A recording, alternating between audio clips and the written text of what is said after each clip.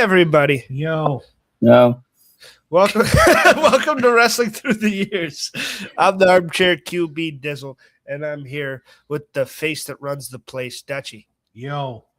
And we're here with the man that puts the E in the electric chair. Eric's here. What's up? If you can't see me, I'm on my phone. I can see you. Well, No, I can't. We're here for the Wrestling Through the Years podcast.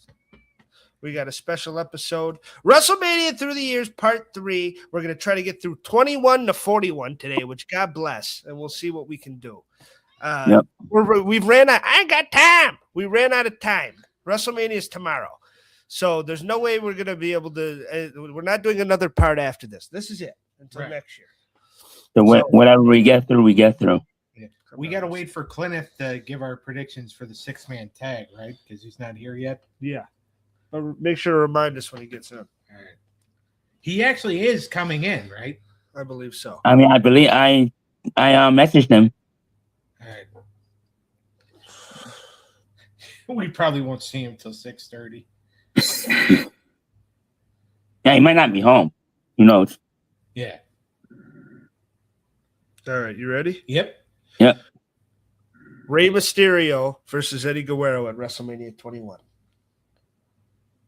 All right, so we're going through like the card match by match. Yeah. What'd you think of that one? I thought the match was good. WrestleMania goes Hollywood, baby. Los Angeles, California, Staples Center, 20,000 people. I enjoyed this. This is one, we talked about how good this was kind of the one of my childhood. When I saw all the stars that I was like watching, I'm like starting to comprehend wrestling, and I'm like watching these guys get pushed for the first time. Your Cenas and your Batistas and you know, we said 20 last episode was kind of a coming out party for John Cena. Well, this is when he fully gets and it's weird them not going with him for the main event because he would go on to be their guy. It was crazy that Batista got it. I loved it because I was a Batista guy growing up. But seeing Batista get his moment and beat Triple H, that Evolution breakup was done perfectly. The way it was a nice build. Such a good build. You figure, okay, it's being built since after Survivor Series. Yeah. And then you think, okay, he's still gonna, do it. And then, seeing how stupid Ric Flair is, like when Triple H tried to have Batista run over with JBL's limo. Yeah. And Flair's like, you tried to run over Dave? And he goes, I'm just trying to make him see. And then Flair's like, whoa, champ, that was great. Champ, that was great. Let me grab your crotch, champ. Dancing around like the stupid fuck that he was back at that time. Who's this? Flair. Yeah. Woo! It's a, whoa, that was great. Woo! I'm still going to suck your dick. Don't worry. But it's just like, because, back at that time, Flair was starting to be pathetic. But it was such a good build. And then, like, when Triple H did the thumbs up and then the thumbs down, and, it was done perfectly. And, I mean, obviously, we know why it was the main event. Yep. Because it's Triple H and it's his friend. Yeah, but exactly. I also think it was just the best thing to be the main event. Well, it was the best story. Yeah. I mean, Cena won a tournament to get. Was there better matches? But here's the thing: Angle and Shawn, great, and it's in a lot of people's. Yeah, but it wasn't a title match, so it should not be the main event. And it's not it's not like Undertaker and Shawn to where it's like this should be the main event. That had a good match placement for what it was. Gwyneth. Yep. We got C Money. And we got another Eric. We got C Money and 2 Erics. And we have 2 Erics. I have no idea. I'll remove your other one if you want. That was Clint. Oh shit. I'll remove this one. Oh, what? All right. We're talking about WrestleMania 21, Clintus. We're going to try to get through this and get to 41 today in about 2 hours. We'll see what we can do. Okay. What'd you think of 21? I think this is 21 is going to be, I'll count as like the start of regression, ruthless regression. Like when we finally phase out of the attitude, this is where you see John Cena take a step and Dave Bautista. Yep. They take a step in the new roles of the future, leading both SmackDown and Raw. You think the Attitude Era lasted till 2005? Yeah, but you could. I wouldn't say that, but you could tell. Like this is like there after Yeah. 20. After 20, I think 21 because that's when I will not say it lasted, but you could tell that it was like different compared to There what were it still was. lasting effects. There was, and you had like Goldberg around and Nash and stuff and other people Triple H. and older people and Triple H. But Triple H lasted far beyond 2005, and so did Shawn. And I think 2002. To me, that's always been the cutoff. Because actually, I think as soon as Austin turns heel and then you go on, I think the Attitude Era is pretty much over. But I think Ruthless Aggression, Vince was saying Ruthless Aggression in 2002. He was saying, like, that's what Cena's first words ever in 2002 when he debuted. When Kurt's like, "What are you doing?" He's like, "Ruthless Aggression," and slapped him in the face. Yep, that's when I think it started. I'm not saying it started, but I'm saying you can just tell like this is like the ruthless aggression. There's no more like This is the future. this is like this now comparative. This is comparative. We wasn't talking about the attitude or nothing like that. You can tell this is like ruthless aggression. This is it. Yeah. There's no more attitude. There's no more this. This is what we're doing. This is how we're standing. Know what I mean? Mm-hmm. Yep. Mm-hmm. And this was definitely it would definitely to me it was like these are our two guys, Cena and Batista. These are the faces of the company now. It was definitely the stamp for that, where it's like this is the future, this is the direction we're going.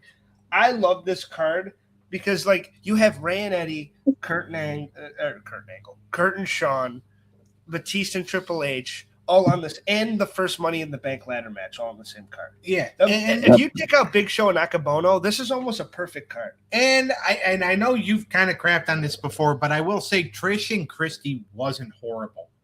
And Christy Hemme? Yeah. It wasn't great, but Christy tried. We've seen worse. Yeah. I just think the Mickey match beats its ass. Oh, it does. I'm not saying it doesn't. I'm just saying it's that Christy tried. Yeah. There have been a lot worse. And, WrestleMania 23, which we'll get to, is an example of that, although Ashley Massaro cannot be faulted because she had a broken ankle, and they still made her go through with the fucking match. Well, and R.I.P., and I was a huge fan of her as a kid. Yeah. I got to meet her. She was a very sweet woman, and rest in peace. But she never picked it up. She was never good in the ring, which is, it's fair to say. I think that's fair to say. It is fair to say. I know she was neither did Christy. Christy didn't. Yeah, I met Christy, so I took a picture of her. So I'm not really going to clap on her. You wanted to pick her up. We're all a bunch of took a picture with this dude. I took a picture with Mickey James. There you go. I still have that picture of Christy, I think, somewhere. I took a picture with Mickey James, and I'm pretty sure she had to wipe drool from my chin. Yeah, Undertaker and a young Randy. This is kind of the first of like, well, I said it at 18 with Ric Flair, but this was one where he got to sink his teeth into it a little bit. Mm-hmm. Undertaker like got somebody good to work with, like a good young guy, and they had an interesting feud. Their feud on SmackDown took so many fucking directions. A lot of them were hilarious. Yeah. So to me, it's not as good as 20, but it makes a pretty damn good argument. It's a good fight. I think it was underrated. It's an underrated wrestler. I'm gonna go great. Especially because as we get into these modern ones, it's going to be – you're not getting a lot of greats from me, I don't think. I'm going to say great because it doesn't get the appreciation it should. I'll say great. I'm giving the main event a thumbs up because I thought it was well done. Oh, it's a huge – Yeah, me too. Especially the story. This is Cena's ascension, but him and JBL is one of the weaker things on the card. Yeah. Well, because it's JBL dominates for a few minutes, and then Cena makes a comeback and wins. Yeah, it wasn't a huge structured match. Didn't even go that long, right? I don't remember it going that long. Like 12 minutes. No, it really didn't. But yeah, thumbs up for the main event, and I call it great. Did we get everybody's? Clineth is the only one that had not gone. Yeah, I'll give it a thumbs up in the main event, and good. Overall, was good to me. Yeah. Okay. Before we go too far along, I think we all need to give a prediction for a 6-man tag. All right. Let me find where we fucking type that in. What was the 6-man tag? Let's see. For WrestleMania 42, because we have our predictions down. WrestleMania is tomorrow. Yep. It's going to be a big one. We all gave our predictions, but there is one more match, even though something might get announced on SmackDown tonight. But there's the 6. Well, luckily we have a group chat. There's the 6-man tag. What are we all gonna? What's the 6-man? Is that with I Show Speed in them? Yeah. I Show Speed, Logan Paul, in theory, against the Usos and LA Knight. Yeah. I'm going to say Usos and LA Knight. Okay. I'm Eric Clinton? going with ISO Speed and the Vision.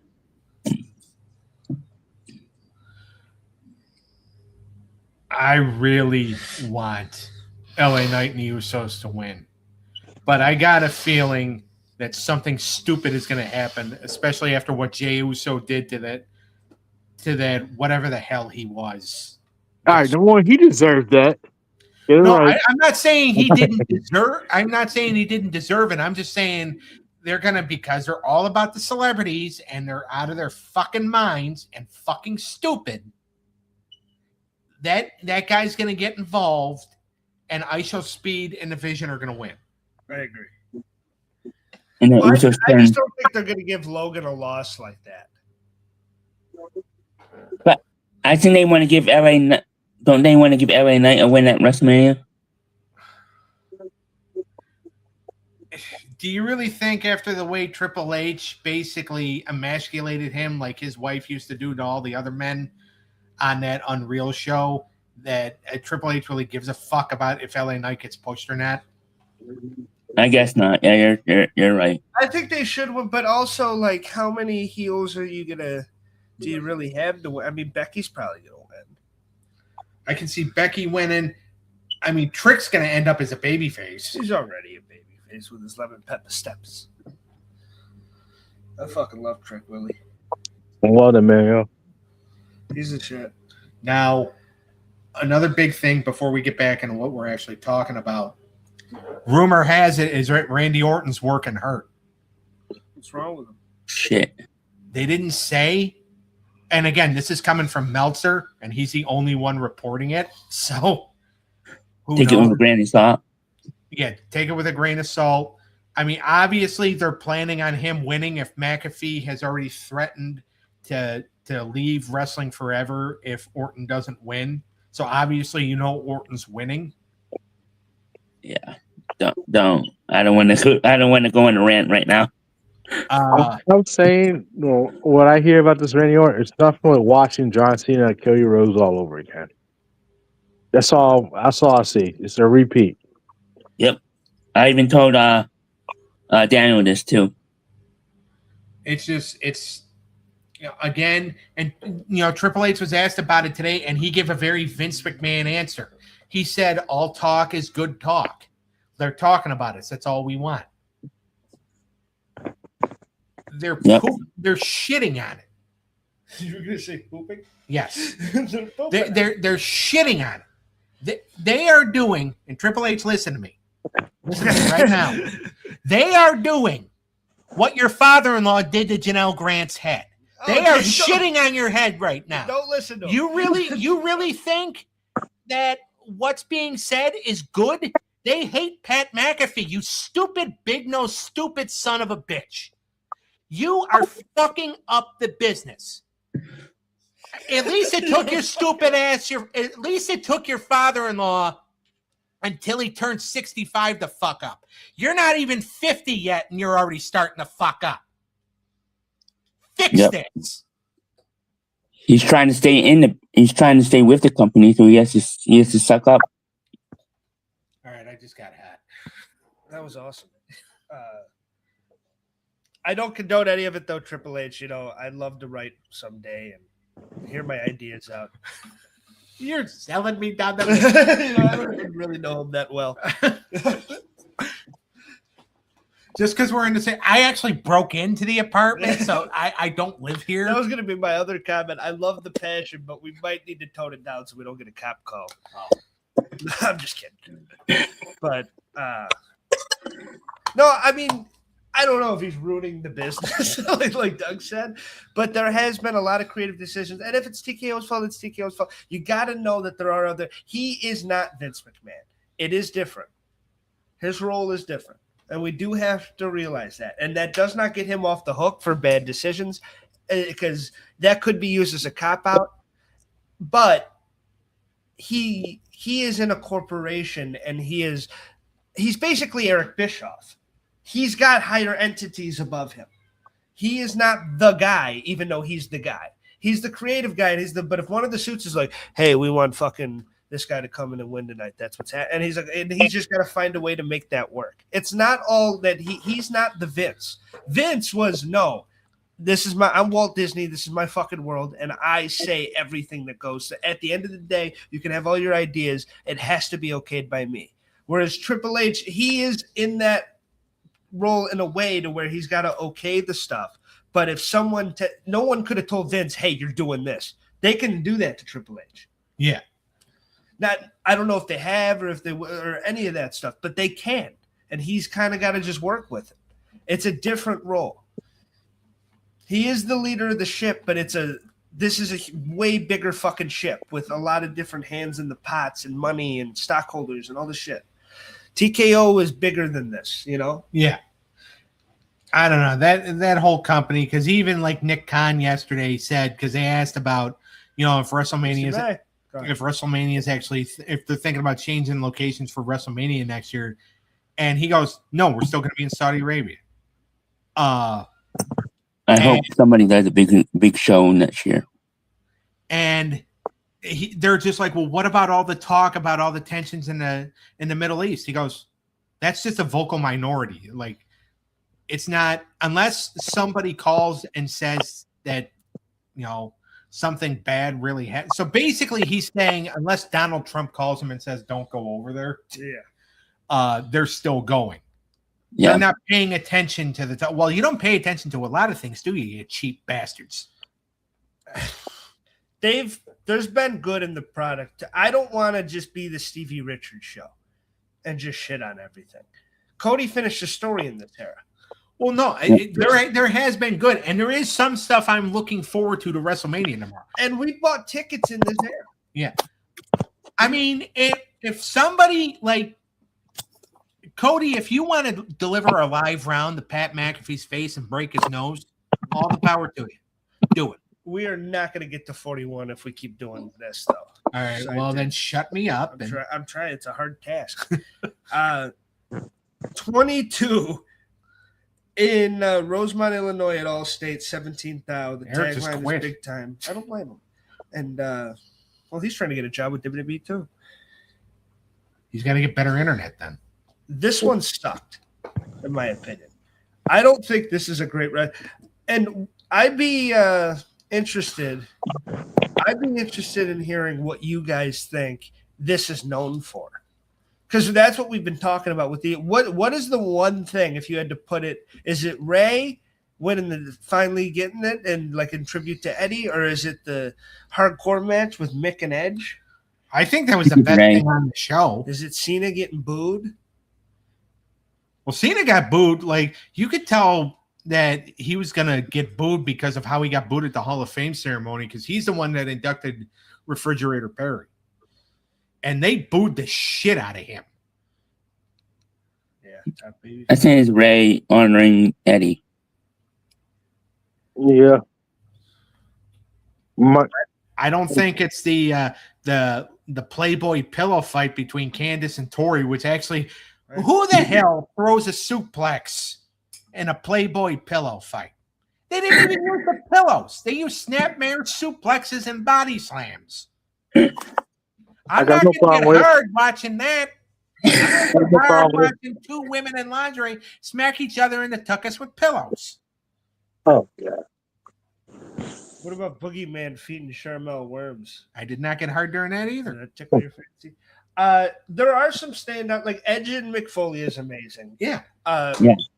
The Money in the Bank for that year was really good with RVD winning. That's your favorite, isn't it? Yeah, it's my because that was like he's one of my favorite winners. And then it's funny, like, you know, they're talking, you know, they built everything kind of around Flair, and then Flair takes it. I swear to God, Flair always gets hurt taking a superplex.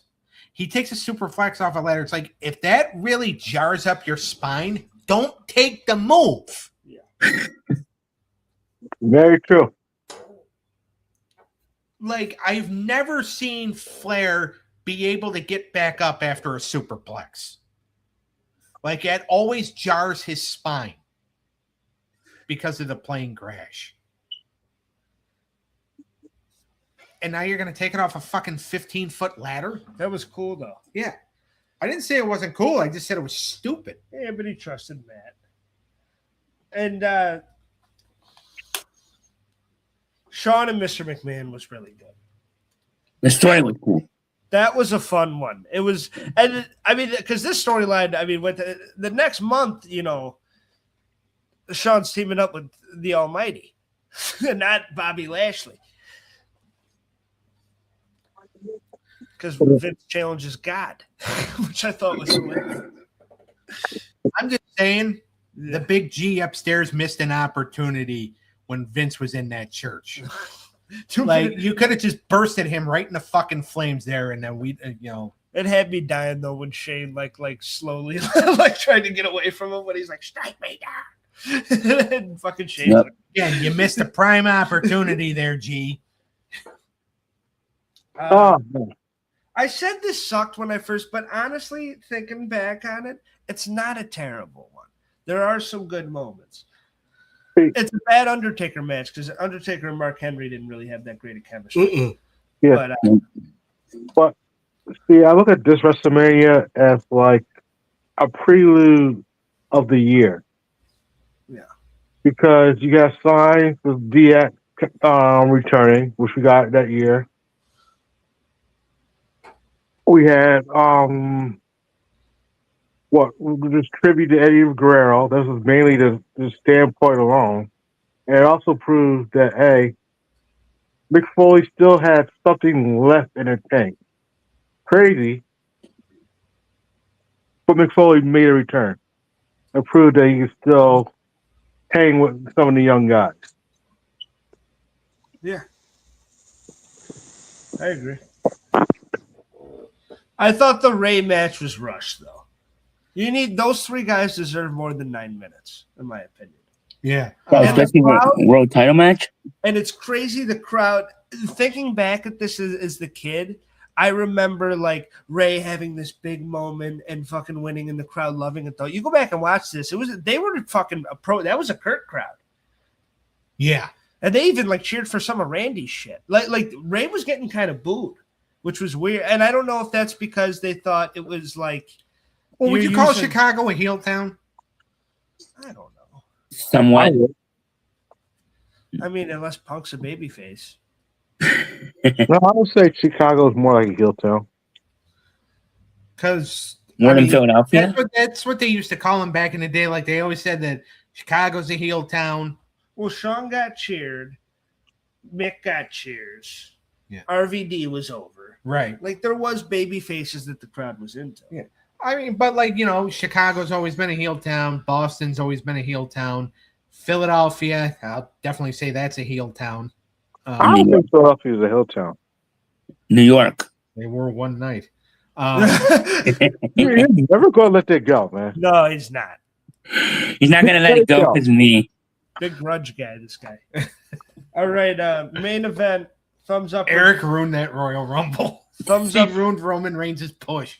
He is not loud enough to make that much. It was not Eric, okay? He might have been one in it, but I don't think it was all him. I wasn't even near the floor. I was on like, the second level. wanted Roman Reigns to win that Royal Rumble. I don't care what you said. You can it's bring out crazy the Rock. that Nobody cares what I say. Well, what I don't get is you fucking hate Roman. Huh? Doug hates Roman. But like he becomes a Roman Reigns apologist, like you fucked up his push, and it's like the push sucked, and you know it's, and you didn't like, you don't like him now. The reason why Roman Reigns worked is because they finally gave him that heel character. Like everybody wanted that man to boo him out of the building. Yeah, he's good now, and you don't like him, but you liked him when he was pushed down people's throats. You didn't even like him then. I remember, Yes. So why are you defending Roman?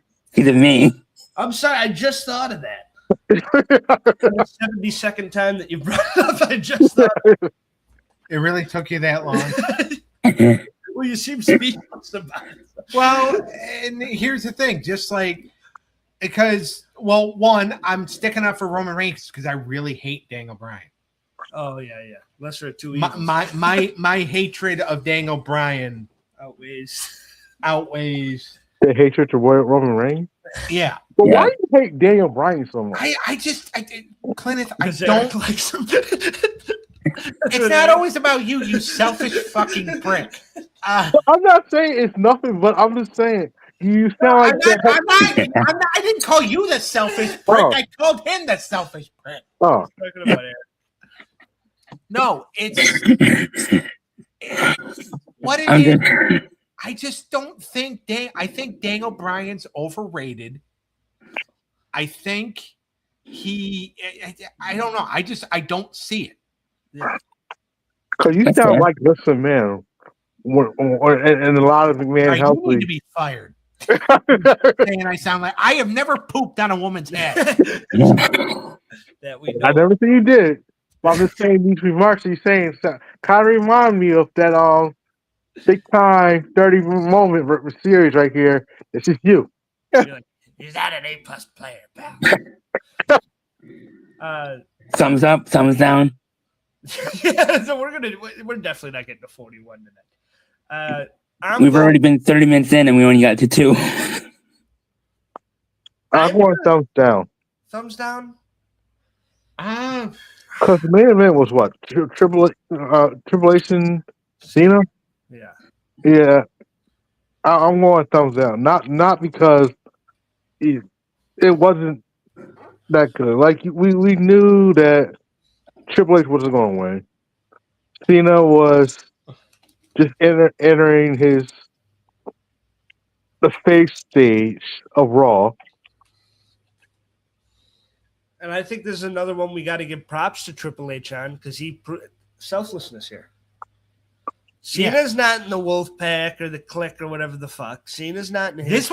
This actually was a really good match. So I'm going to be the lone wolf here, and I'm going to say thumbs up. Well, I didn't give it a rating. I'm stuck because that's a hard one for me. Because I like it because of that. Because they talk about the Reign of Terror, but this is Ruthless Aggression era. That we're like slap dab in it, and he's like recognizing that Cena's the future of the company and putting him over and tapping to him. He gave him the same tap that he gave the other guy at 20. Yeah. So if he's tapping for you, that means he's trying to make you look good. So I'm gonna. He did it 3 years in a row because he did it with Benoit, Batista, and Cena. Well, Batista was a clean pin. Yeah. It wasn't a tap. It wasn't a tap, but it's still he made fucking 3 WrestleMania.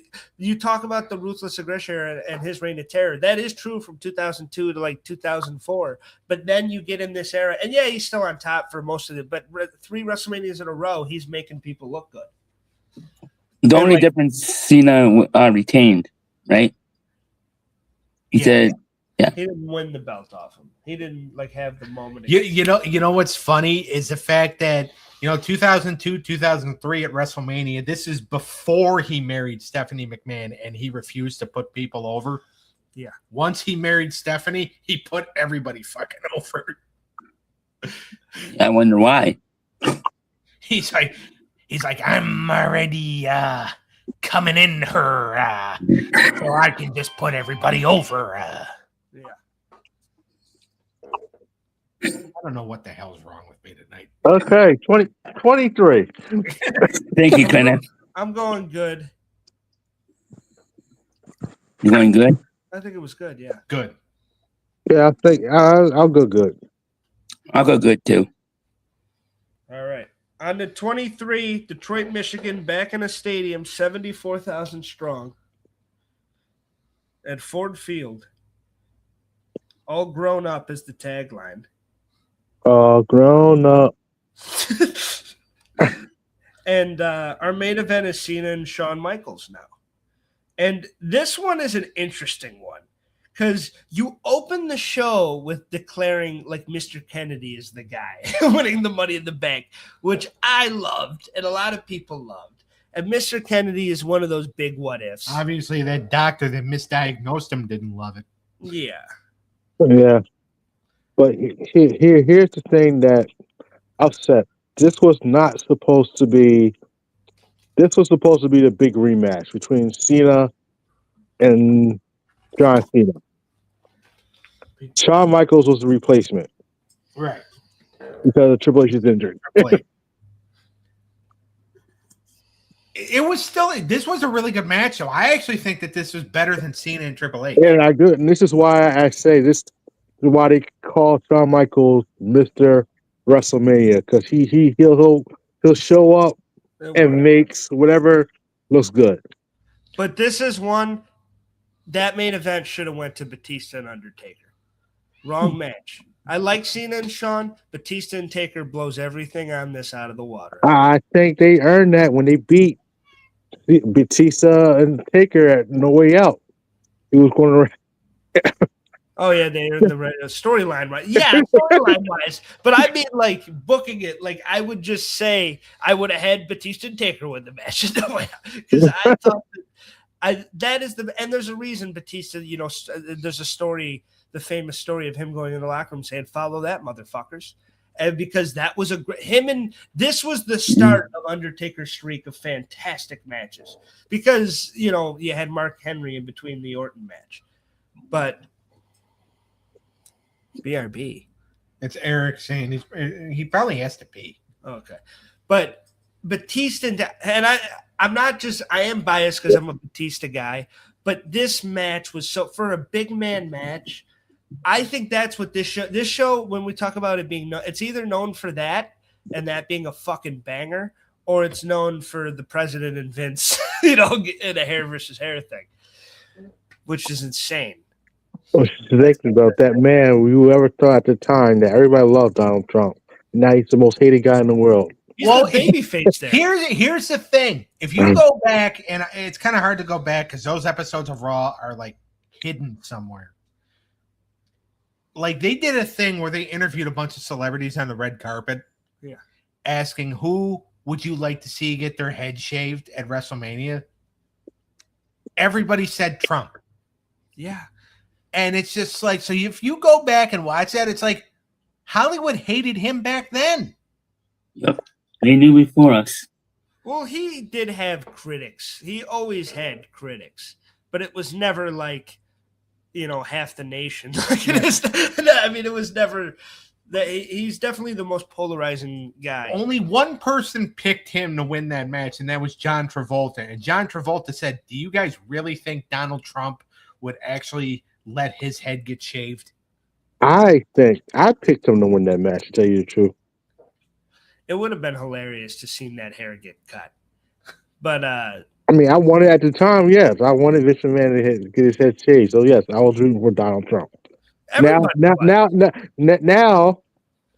I regret every word I did, knowing how evil, careless that man is, and I just hope he burns it up. I hear you. I'm still glad it happened because we got do-rag Vince after. And that's one of my favorite iterations of Vince McMahon is him in the do-rag at ECW. That was fucking funny as hell. Him wearing the do-rag is one of my favorite things on WWE television around that. And that's when shit started getting bad. Well, yeah. But him in the do-rag was fantastic. And And that match is still, you go back and it's entertaining. You know, yes, you might not view the babyface as a babyface anymore. You think it's a heel versus heel now. But Bobby Lashley and Umaga actually had a good match, it was like entertaining the whole time. They had a really good match. Chris Benoit MVP was decent. The Money in the Bank ladder match was good. Kane and Great Khali was not, That's it is what it is.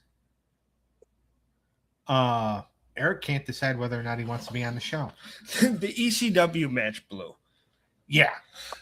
Was this New Breed or the 8-man ECW New Breed versus original, or was it the following year after that? No, it was New Breed versus Originals. Okay. They gave him 7 minutes. Make up your damn mind. Are you going to be on the show or not? No, my phone keeps going out of the app. Sorry. You're good. I'm not used to it on my phone. And Melina and Ashley wasn't really nothing. Yeah. I'm giving the main event a thumbs up. I'm giving the main event a thumbs up. I'm biased, so I'm giving a thumbs up. I'm going to give the whole card an okay because Batista and Undertaker's on there, so I can't say it's bad. Yeah.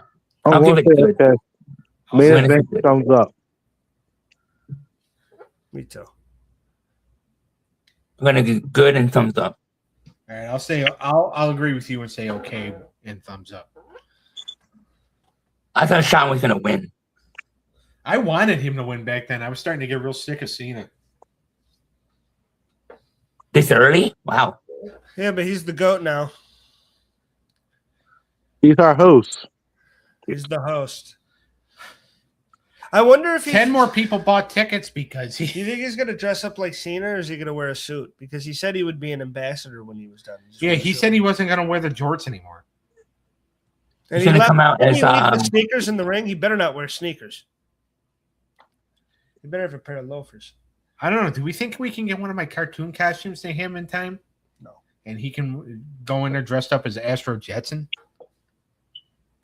All right, WrestleMania 24. What about it? It's in Orlando, Florida at the Citrus Bowl. 74,000 strong. The biggest WrestleMania under the sun is the tagline. Our main event is Undertaker and Edge, which is a fantastic match. I think this is known for Ric Flair's last match. Oh, it definitely is. One of the best matches Ric Flair had in a while. Yep. And I mean, an emotional story and everything about it was fantastic. And I'm Sorry I Love You still lives on to this day.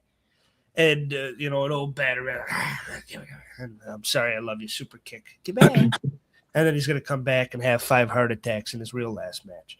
I watched this at my buddy's house back in the day. And that moment was so emotional. It was sad, and because I like Ric Flair, and I always liked him. So that was I liked for Ric me. Flair back in the day, but now I think Doug had me turn. Doug does like shitting on Flair. The funny thing is, obviously it's most known for this match. I do think the triple threat with Cena, Orton, and Triple H was really good. I do think the Belfast Brawl with Awesome. JBL and Finlay was really good to open up the show. Another thing that I remember from the show, Hornswoggle got fucked up in that. Oh my god, that was awesome. JBL wasn't holding back. Yeah. And then another thing I kind of remember is Batista and Umaga. But what's most memorable about that match is Batista tripped as he was giving Umaga the Batista bomb. Yeah. So he fell backwards. Ooh. It wasn't as good as the Undertaker match. No. That's for sure. Undertaker had another great match, and Batista did not. Punk winning the Money in the Bank for the first time was cool. That was good.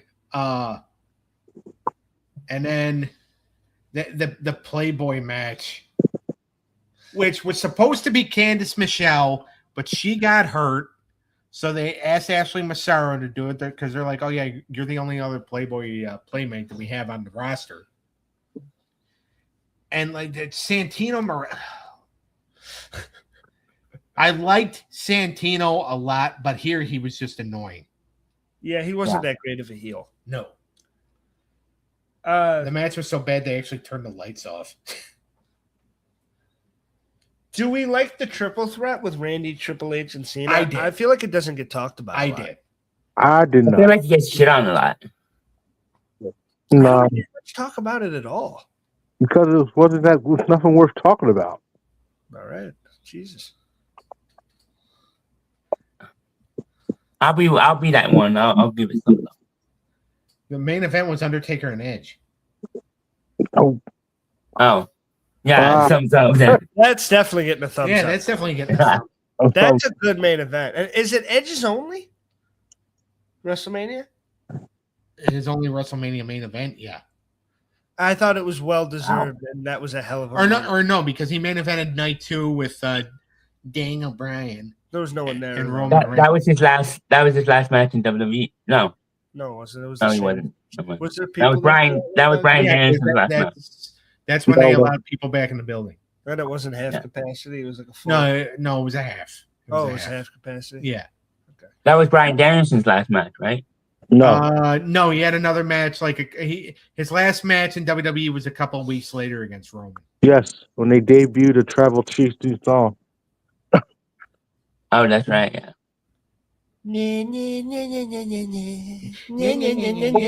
Acknowledge that man, yo. I like it better than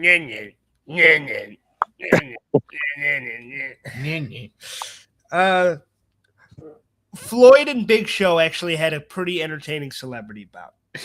It was better than Akibono. Oh yeah. Better than the sumo fight. I thought Floyd actually played his role pretty good, even though they both came across as dicks. Even though Floyd was kind of the baby face. But this one had some. I think it's kind of a one-match show because of the main event. But getting to see, the future in CM Punk, and especially for a CM Punk fan, it's nice seeing him win the Money in the Bank at the grandest stage of them all. That's the first time they put a little bit of faith in him, and that was cool to see. I don't think I was a fan yet. It took me around Straight Edge Society to start looking at him and be like, damn, he's a good heel. No, it was a pipe bomb for me. The pipe bomb made him one of my favorites. Once he allowed him to really open up on the mic, and then he dropped the pipe bomb, it was like, yeah, this man needs to be on TV every week. Well, that's what made him a fucking universal star, and that's the reason people still chant his fucking name to this day, for sure. But if you go back, a lot of that Straight Edge Society stuff is awesome heel work. Mm-hmm. Yeah, it was. His feud with Jeff Hardy is still one of my favorites of all time. I just love that juxtaposition of like the wild boy, like addict that could never really get it together against this guy that's like works so hard but doesn't get opportunities but is drug free, and like there was a lot going on there. And this WrestleMania, I'm gonna give the first bad of the modern era. I think yes, you go back and watch it for the main event. But that for the first fucking how many ever hours is It's not a WrestleMania I'm gonna go back to on a random day. no. So I'll go with that too. I'll give it an okay. I'm going to agree with Cliniff and say okay. And we all give the main event a thumbs up, right? Yes. Yeah. All right, now the 25th anniversary, baby. Houston, Texas, Reliant Stadium. You hate this one too, don't you? Oh yeah. 72,744 people in attendance. This is a big one. Our main event is infamously Triple H and Randy Orton for the WWE Championship. But this is known for Undertaker and Shawn. And this is similar to Hogan and Rock. This is the one that everybody, like those are the two of those should have been the main event. Oh, everybody, like to this day, that should have been the main event, and Randy and Triple H were fucked because the crowd was so drained from how great that last match was. Which, I mean, if you're a true and I've never done it, so, I'm just a fan, armchair QB, and that's the reason I call myself that. But, if you're a true professional, I think you can get past that and still get the crowd back. Yeah. Especially if you're the fucking main event. But there is an argument to be made there that, that match could have been hotter if it went on before Undertaker and Shawn. but there was a lot of things wrong with that main event to make it of like a no weapons deal when this is a blood feud. Oh is yeah, insane. like when Vicky Guerrero, another hemorrhoid on the butt crack of life, when she said, "Oh well, if Triple H gets disqualified, he loses the title," and it's just like, this needs to be a no disqualification match, you ugly cow. Yeah, like I like it for like an idea of like, oh, so they're gonna still be extreme, but he's gonna have to like, hide it and stuff. Like there's cool psychology things you can get out of that. But for the main event of WrestleMania, he kissed this man. Like still the most watched clip for WWE on YouTube is a handcuffed Triple H watching Randy Orton kiss his broad, kiss Stephanie. They're probably gonna show that in the Hall of Fame package tonight. Is it tonight? Oh yeah, midnight. That's right. Yeah, I forgot about the Hall.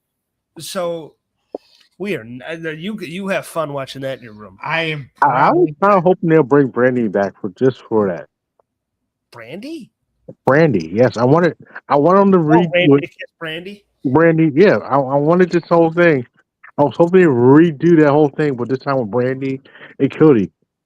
Then they dropped the whole Pat McAfee thing that just probably ruined the whole thing after that. Well, yeah, that's probably why. Like, if they have that idea, McAfee will be like, "Well, I'll put my dick in her mouth." that'll get heat on this match. Right, let's not talk about the Nightmare Queen. And you can burn the Triple H bridge. I want Cody on the podcast someday. Don't fuck this up for me and Eric, you bald fuck. But. Yep. I'm trying to burn the McAfee bridge, not the Cody bridge. Yeah, but you're talking about a dick entering his wife, his wife's mouth. Would you put it past that fucking stone dipshit to suggest that he would put his, sausage in her, in her toaster? Okay. I mean, I liked it when he said about he was going to put his face in Triple H's ass and get deep in those cheeks. I think the fact that deep in those cheeks was said on WWE television, and a few weeks ago on Raw, you're covered in oil and jizz was said as well. I think the attitude era is back.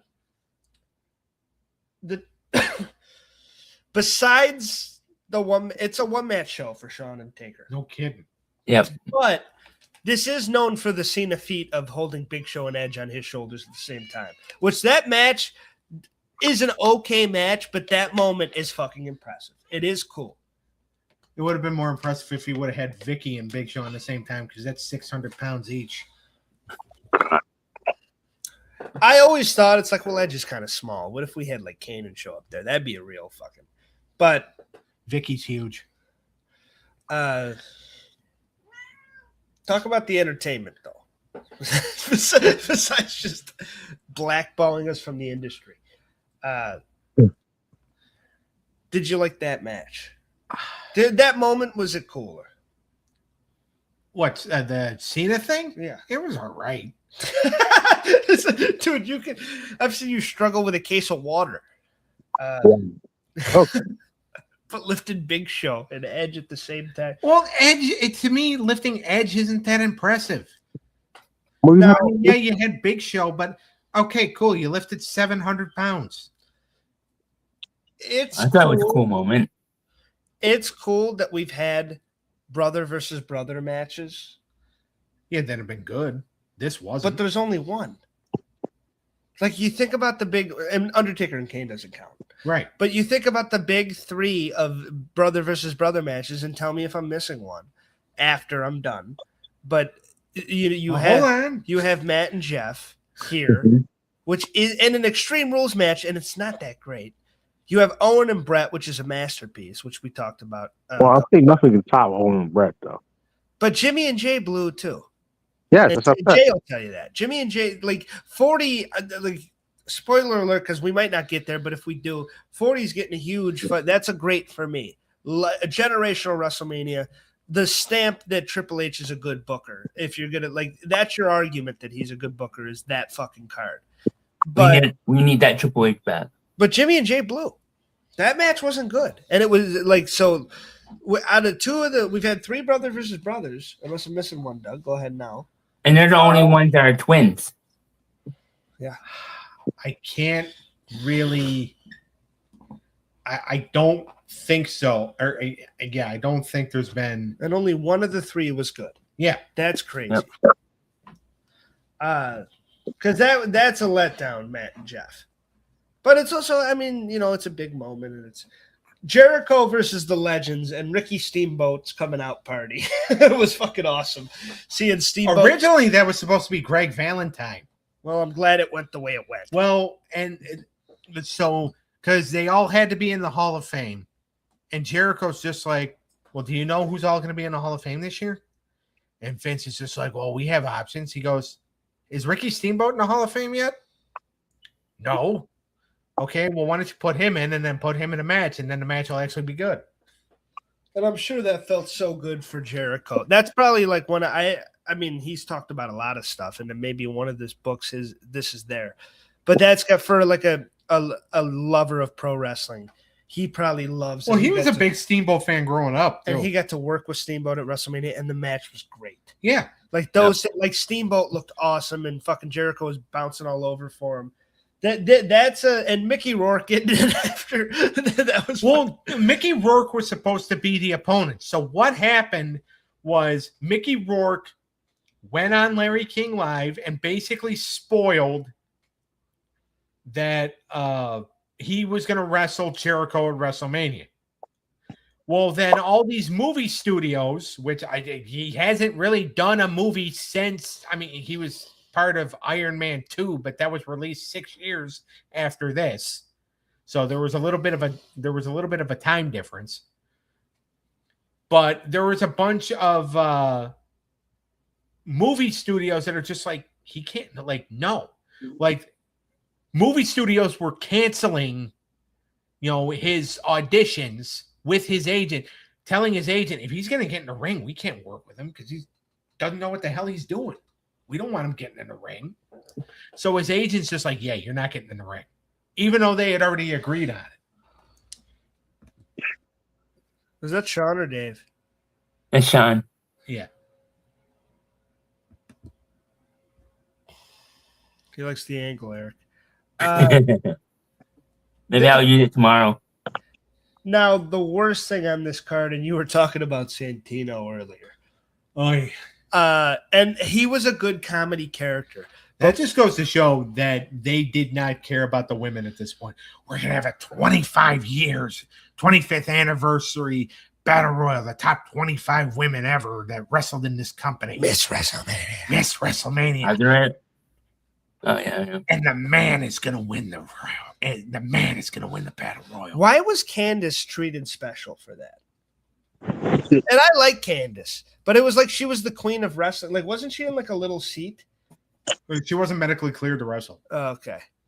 I mean, it was sweet, but it was like, oh, I didn't. And they had actually just fired her. Oh, okay.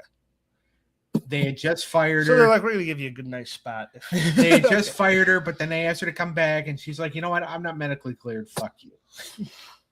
And I like Candace.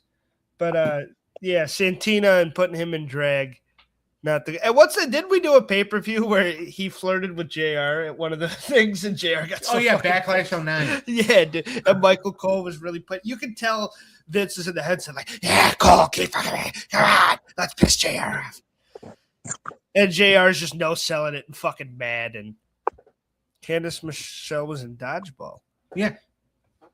She revealed that during an interview. Well, if you can dodge a Candice, you can dodge a ball. Was she in dodgeball? I don't remember that. Yeah, it was a little cameo. JBL quitting was funny. that was funny. I loved it at the time. Overall, this is a hard one because there is a lot of forgettable shit. Yes. But this also does have one of the best WrestleMania matches of all time. Yeah. And I get you're not a Shawn guy, and I get that Eric is a Shawn guy. But whether or not you're a Shawn guy, this one deserves the title of Mr. WrestleMania more than any of them. This is like one of Shawn's greatest matches ever. And him and I give it a double thumbs up. Undeniable fucking chemistry. It wasn't the main event, Eric. Oh, it should have. That's right. It should have been the main event. I forgot.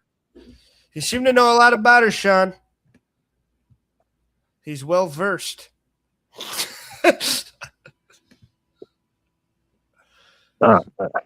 I remember her in the GoDaddy commercials. Yeah, so do I. I became a man during those GoDaddy commercials. No, I'm just kidding. Okay. I'm kidding. We'll go okay. Well, like Clemens just said, I'm going to go okay on the paper. I can't go. Well, I'd like to give it good just because of Sean. I'm and going to Taker. thumbs down the main event, but I am going to say, I'm not even going to say okay. I'm going to say bad. I mean, yes, Taker and Sean was good, but one good match out of 9. Not good though. One of the best matches ever out of that. Yeah. They talked about that match and how Sean and Taker should have been the main event and how pissed. I mean, yeah, it obviously should have went on last, but it's old school. The belt goes on last. Right. And you can't say Randy and Triple H's build-up was fantastic for that. They had a build-up to be the main event for it. So I don't blame them in that. That was a very well built-up match. The match just didn't, deliver. But that happens. We've seen that happen so many fucking times. All right, where are you at it, Eric? Thumbs down? Okay. Okay, pay-per-view. And thumbs up. Thumbs up? Oh, no, thumbs down for the main event. He still thinks Sean and Taker was the main event, even though he said 9 times. I know. All right, Clenneth, where are you at? Okay in the pay-per-view and thumbs down in the main event. All right. Now we have WrestleMania 26, which, undoes the wrong of the last one and puts Undertaker and Shawn in a streak versus career match and a no DQ match. We also have, Cena and Batista. We have Jack Swagger winning the Money in the Bank. Which this is when it's like, all right, let's make it its own pay-per-view and get it away from wrestling. Yeah, that was Jack Swagger's moment in wrestling. Yeah, but fuck him. I mean, I was a fan when I was a kid, and I saw the potential, and I'm like, where's this guy going to go? I think he could be – I like the little Kurt Angle role they had, but I stand to this day. When we did our bust list, I forgot where he was on my list, but he was on there. He's one of the biggest busts in the history of pro wrestling, Jake Hager. Yep. He's been a part of a couple of good things, but they were never really good because of him. He's a huge bust. Yep. I think Zach Kepler saved him, though. We the people. Well, that, like I said, Zeb Coulter saved him. The Inner Circle saved him. He's been a part of some cool shit, but it was never because of him. I guess he got that bucket hat shit over. I thought it was fucking stupid. I never, like, Swagger never drew. That's not a mean thing to say. It's the truth. Swagger never drew money. That's why they tried to put him with Chris Jericho and it didn't work in AEW. Yeah. This is Cody's first WrestleMania match, right? Yeah. Cody and DiBiase Jr., the man that just got off of his sentence. What if he shows up tomorrow? DiBiase was facing serious time and he fucking beat the charges. Good for him. And the one we thought was going to make it, which is insane. The one that was actually supposed to make it, and then the crowd's just like, nah, we like Randy better. And Cody was, and that's, you feel bad for Cody because he was always an afterthought. And Cody was the one that took the punt. Yeah. Yep.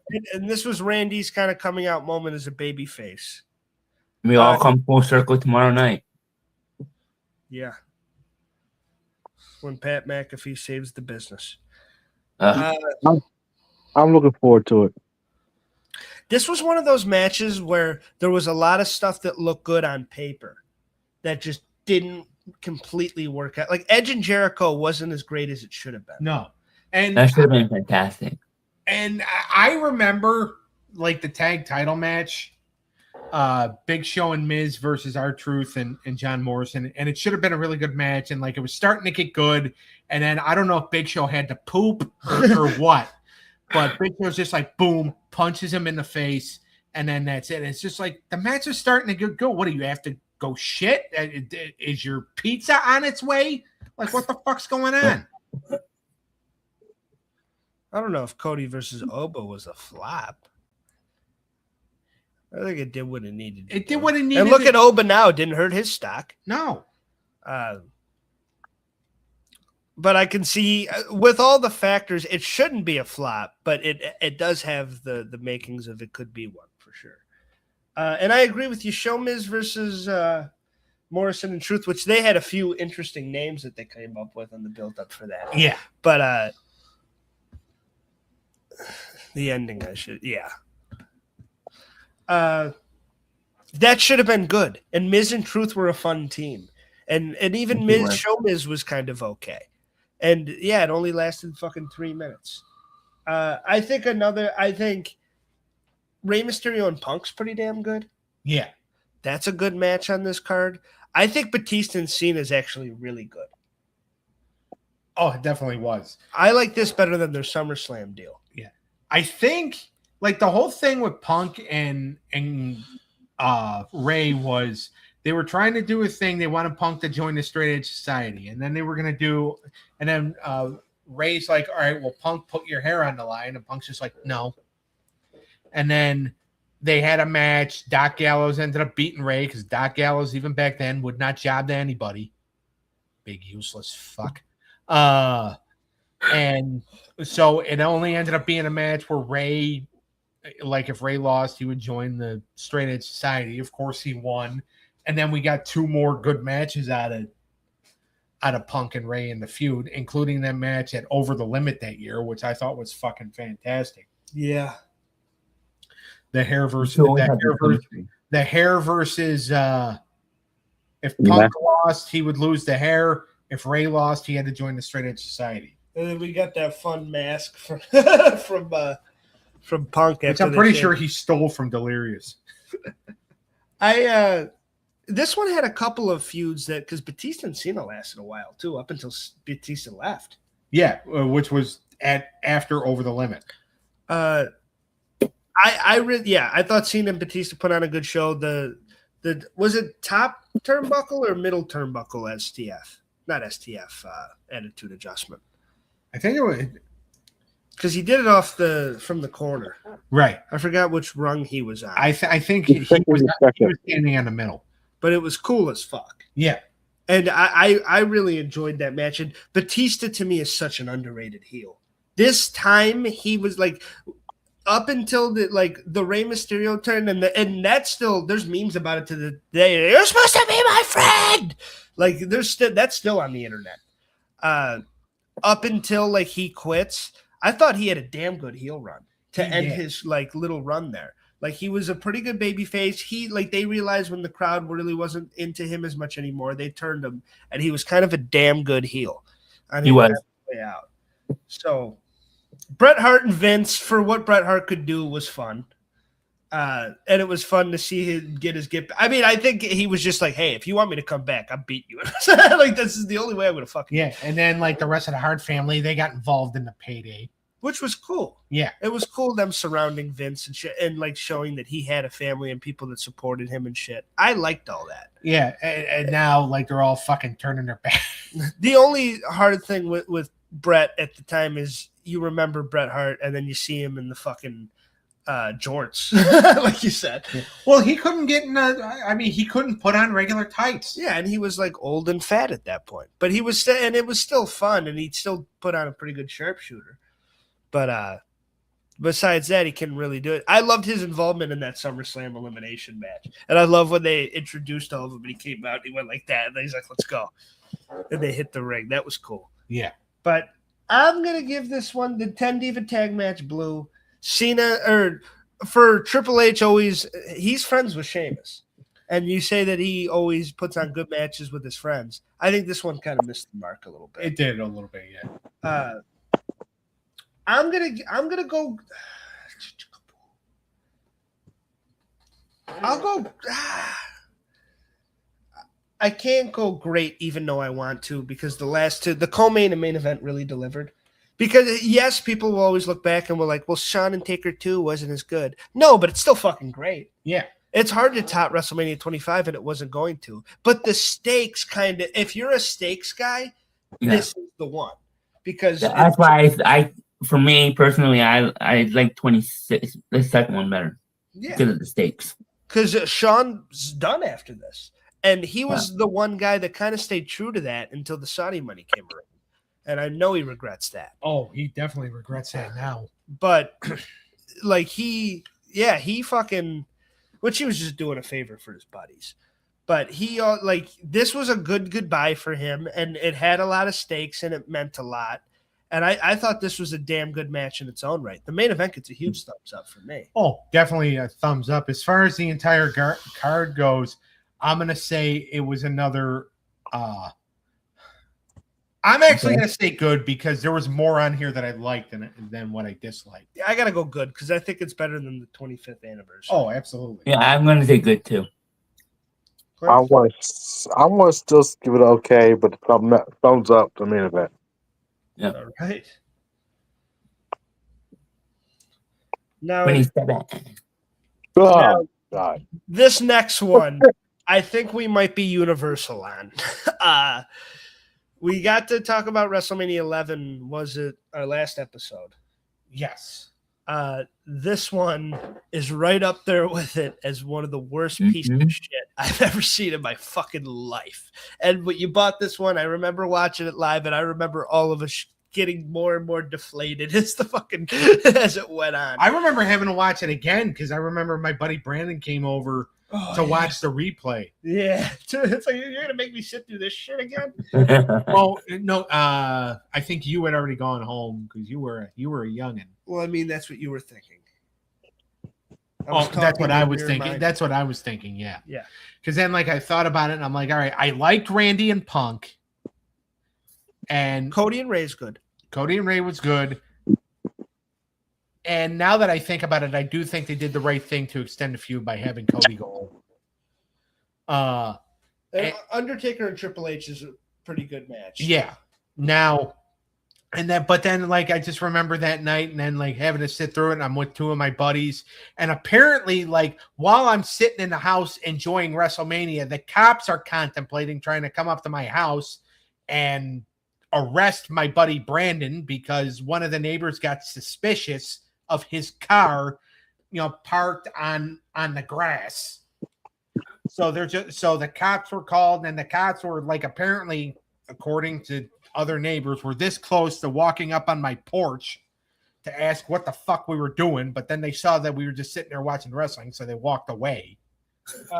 We're in Atlanta, Georgia, at the Georgia Dome, 71,000. Yeah. The biggest WrestleMania ever, they called it, which isn't statistically true. Right. But but as far as this card goes, and I know this is Edge's last match for 9 years. That's right, yeah. But this is WrestleMania 27, by the way. This is dog shit. Yeah. Edge's match with Del Rio wasn't good. Michael Cole and Jerry Lawler sucked. Yeah. Don't get me started. That's the worst one. piece of shit ever. And the fact that, I feel like Vince did it on purpose. That's what you get for running Memphis. You get your one WrestleMania match and you're losing to Cole. And here's what I don't get. Austin was a special guest referee. Austin helped Jerry Lawler win. They reversed the decision, right? A few months later on Raw, I forget who it was, but it was CM Punk and I think The Miz taking on Rey Mysterio and John Cena. Bret Hart's the referee. Bret Hart helps John Cena and Rey Mysterio win the match. Nothing gets done by that stupid fucking computer. 2 weeks later, Steve Austin referees the match, helps John Cena and Alex Riley beat R-Truth and The Miz, and that stupid fucking computer comes on and reverses the decision because Steve Austin. So it's just all right, you're going to keep reversing matches that Steve Austin is the referee of. How does that make any sense when Bret Hart fucking locks a guy in the sharpshooter? Well, maybe Hornswoggle and Austin had heat. It was probably Vince. Because remember, Hornswoggle was the anonymous GM. Yeah. Oh yeah. Right. So maybe him and Austin had heat. The fact that Snooki's the co-main for this one is insane. I forgot Well, about that. I will never forget because I am a John Morrison fan, and this is the match that ruined his career because he did not hug that fucking bitch Trish Stratus. And this is what I'm gonna go into Doug mode of talking shit because I love Trish and I love what she did for women's wrestling, but holy shit did she fuck John Morrison over. Because all he did was just, not hug her and snub her on a hug after they won their match. and that fucked his whole. She went backstage. She was pissed, and in his mind, he was sticking up for his girlfriend Melina. Well, you know what? He's If that's the case, I totally respect that. Yeah, because Melina was mad that the other women were getting a shot for Snooki and Trish, and for the women that work hard all year, which is its own argument. But whether you think it's right or wrong. Well, first of all, one woman deserved to be in that match, and it was Kelly. Because Kelly was the one they were telling the story around, because Kelly was the one that had the issue with Layla and Michelle. She got passed up because they figured, okay, well, we have Snooki. TNA is doing something with the other Jersey Shore jackasses. So we get this fucking Oompa Loompa looking thing. We could probably make her into a star. Well, she's already a star. Come on. Well, they could make, they could do something really good with her. The problem is the guy who trained all the women who could be, who could make her into something good, got fucking fired. You fire Finley 3 weeks before WrestleMania. He can't help put the match together. Vince realized it, so that's why Vince is just like, all right, you're only getting 90 seconds. Well, Finley shouldn't have had Miz come out during the Pledge of Allegiance. America the Beautiful. That's why he got fired, right? He did something. On a house show. Yeah. But This Morrison show did gets hug Trish, and it all went to hell after that. And fucking Morrison never was the same again.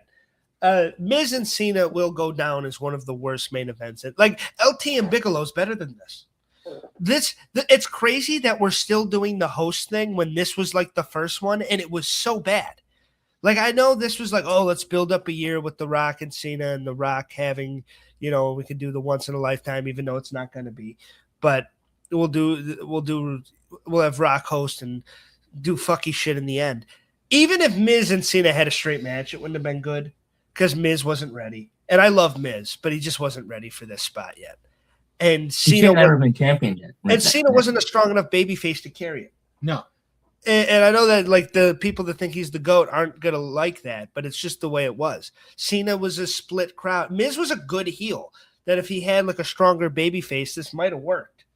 But when you had the Rock shit and it was a DQ, and then you have Miz go over, and it was just like, what the fuck? Well, and people weren't even thinking about the Miz at that time. It was just they were more focused on Rock and Cena. Yeah. Yep. And Miz was trying his best, and I don't want to take anything away from him. Well, no, and I'm not saying, and I felt bad for him because it's just like, all right, Miz, nobody cares about you, and then like he's trying to fucking, make it about him, which he should. He was the champion at the time, and him coming out dressed as The Rock is good television. When he did that, that was hilarious because that was one of the first times they did. They've done it since, but that was good. He was the first one to dress up as The Rock since Triple H did it in '98. Yeah, but he didn't go. He just made himself a little tan. And the bald cap. Triple H, that shit was fucking stupid. Yeah, the main event, thumbs down. Oh, 100%. Oh, Thumbs down and up my ass. And I'm going to go trash. This was definitely ass. Dumpster fire. There you go. 27 will go down. To me, in my ranking, it's the worst WrestleMania of all time. Yes, I don't think I've ever. I think 11 and this are two I never went back and watched. Like, I'm watching the pandemic ones before I watch this. Yeah. I sat through it. Yes, I did. If I'm trying to fall asleep, this is the WrestleMania I'll put on. All right, once in a lifetime, Sun Life Stadium, Miami Gardens, Florida. 78,000 in attendance. Rock and Cena, once in a lifetime, baby. I guess. And I didn't go far. No, it didn't. You have another. This is a total, like, it's a whole show of we're lying to you because this isn't once in a lifetime. And Undertaker and Triple H was not the end of an era because they both kept wrestling for years after that. Right. so both of those things are. I mean, the match was good. Great match, and I think better than 27. Yeah. The Hell in a Cell with Shawn and everything, the dynamic, I thought it all worked. It was perfect. And Shawn was a meaningful part of I like Kelly finally getting her moment with Maria Menounos, even though after Maria gave Eve Torres the stink face, it looked like she pooped her pants because the makeup wore off. Yeah. She was wearing white pants. That was funny. Big Show and Cody has another like pretty okay match, even though it doesn't last long. Team Johnny versus Team Teddy is terrible. This is also known for, we're gonna like Zack Ryder. Fuck you for getting over. This is the era of that. Like, you want to get over on your own, pal? We're gonna kill you. Because this is like right before this is all the embrace the hate shit, right? Yeah. And Kane dragging fucking Zack Ryder to the pits of hell, and Cena making out with Eve in front of Zack Ryder, and like everything was made to elevate other people and bury Ryder. And then like they're making Eve into a heel, and then Zack Ryder realizes it, but then Eve comes up to Zack and kind of nibbles on his ear a little bit. Trust me, I know that the nibbling on the ear can really get a man going. I've noticed that in a few gentlemen's clubs, because it's happened to me. Then you end up spending $500 and it all goes to hell. But like he realized it for like 10 seconds that she was kind of using him, but then she's like, "Oh, Zack, I didn't mean it." And then like they get back together, and it's just like, dude, you're getting kicked in the nuts. Yeah, that match blew. John Laurinaitis never had a fucking business being on TV. That was a stupid decision. And this is one of the worst times because of it. Yeah. Punk and Jericho didn't live up to the hype either. No, not at all. And that's one that could have like saved this, but didn't really. Like Rock and Cena is better than that. Yeah. You ever you start to wonder why it took you so long to main event of WrestleMania, Phil? Watch that match. Because then you know why you got bumped. Because it should have been great. Yeah. And they got 20 minutes. Like, it should have been a great match. Yeah, even Jericho says it's not one of his favorites. No. I mean, and you got two guys that should have had a really good match because they're two of the best. And it's just like, I'm watching it and I'm thinking, I'm like, Phil, you wanted to be the main event, Phil? You can't even do that. Like, you suck, Phil. All right. Well, he's the main event. We'll see on Sunday. His first real main. His first real main event. I mean, night one. Night one's the main. Night one was never considered the main event until Punk did it. So the real main event, and it's not a tag. Yeah, it's not a tag match either. Yeah. I think night one's the main event because it's a whole show, and if it goes last for the show, then it's the main event. Yeah. That's why there's no way we're getting a 41 with the 2-night WrestleManias. But, there's no way we're getting a 41 because I got a big fucking mouth and I don't shut up. Well, yeah, but I didn't want to be that. Your words, not mine. The group agrees. And we had to stop before 8 because of the shorts. The clips. Well, technically, we have to stop before 8:03. Okay. So we can stop at 8. Even though I'm probably completely wrong. I do think, even though giving Rock and Cena a half hour is insane, this is a pretty good match. Yeah. And does Rock get hurt in this one or the next one? Next one. That's the last one. I like this one. I like that Cena lost because no one thought it was going to happen. Oh, I had a bet with somebody. This was like a shocker because it's like, well, Rock's the old dog. He's going to come and lose. No one thought Rock was going to beat Cena. And that's what made the second one so predictable because, Cena's getting his win back.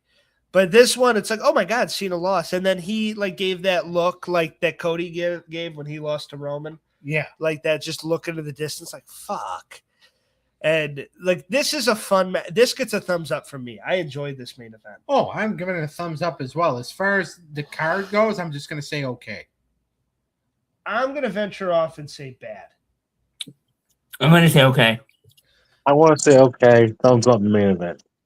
Yep. Because Sheamus and Daniel Bryan, I do kind of argue that it was fun for what it was, but for Daniel Bryan fans like Eric, it's like, how the fuck are you gonna fucking only give him? I wasn't too. I loved it. Kane and Randy was okay. It was okay, but it didn't live up to the hype that. All right. 29. The rematch. Once in a lifetime again. Twice in a lifetime. This one doesn't even have a tagline because they know they fucked up. We have 74,000 in attendance. We're at MetLife in East Rutherford, New Jersey. Do we have a host for this one, Doug? No. This isn't the one where Hogan says he's in the whatever dome, right? No. Okay. That would be the next year. What I remember about this main event or about this show is the mayor of New Jersey comes out, and he's a big guy. I think it was Chris Christie at the time. He comes out and he's not even wearing a suit. He's wearing a sweatshirt jacket, or he's almost wearing a hoodie. And Kenny Lehman, God bless his soul, is making fun of this guy's weight. He calls this guy a fat idiot. And I looked at Kenny. I said, dude, pot calling the kettle black. And he looked at me and said, fuck you. Remember when he called you fat the one time and you're like, are you serious? Yeah, he's just like, you have too much face. Yeah. I said, dude, you have 5 chins. Fuck you. Yeah, so you got a big face. Like, Jesus Christ. Shit was so funny. One of my best friends. Love him to death. Love him to death. But there's because a lot of these WrestleManias that we're going over, I watched with him, at least up until I moved out here. And he started watching with me. Yeah. So Kind of. Just kidding. But it's so I have a lot of good memory. I think this is actually the last one I watched with Kenny. Oh, that's crazy. So, what's the first one I watched with you? Was this the one I was gone for? No, that was the first in a lifetime. Oh, okay. The first one that I watched with you. That is a damn fine question that I don't know if I have the answer to that. I might have only been over for 2. Yeah, I know, because we both worked in hell at the same time during a lot of these. So yeah. Oh yeah, that's right. Because this is when it was only Sunday. yeah. So I think the first time you and I actually watched one together might have been last year. Oh. Because we've watched a bunch of other pay-per-views together, but I don't think ever a WrestleMania. Yeah. Because I came over for night 1, right? Yeah. Yeah.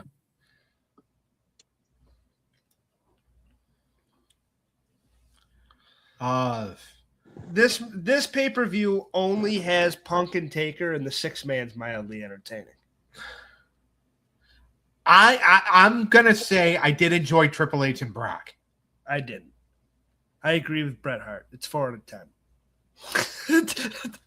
I'm gonna say 6.5. He was controversial and being like it's a 4 out of 10 match.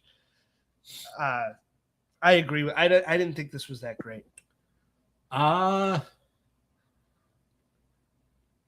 I mean, I'm gonna say it's a thumbs. I'm gonna say it's a thumbs down main event because their first match was a lot better. Yeah, and I'm just gonna say it's an okay WrestleMania. Yeah. Okay. Oh yeah. Okay. So I guess thumbs up. I guess thumbs down. I'm going thumbs down and bad. Yeah. I'll go okay and thumbs down. All right, the 30-year anniversary, WrestleMania 30. One of my favorites. Let the good times roll. We have 65,000 in New Orleans, A Louisiana. lot of people might say that before 40, this was one of the last really good ones. This one fucks.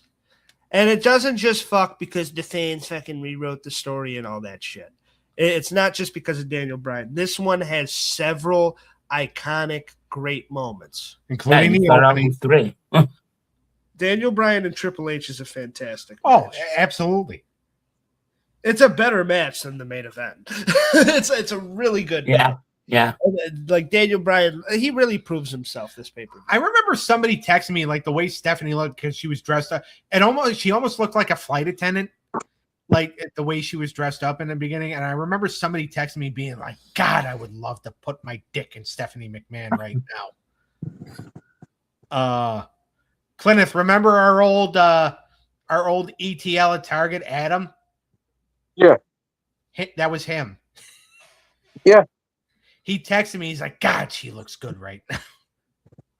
Well, she did. I ain't gonna lie.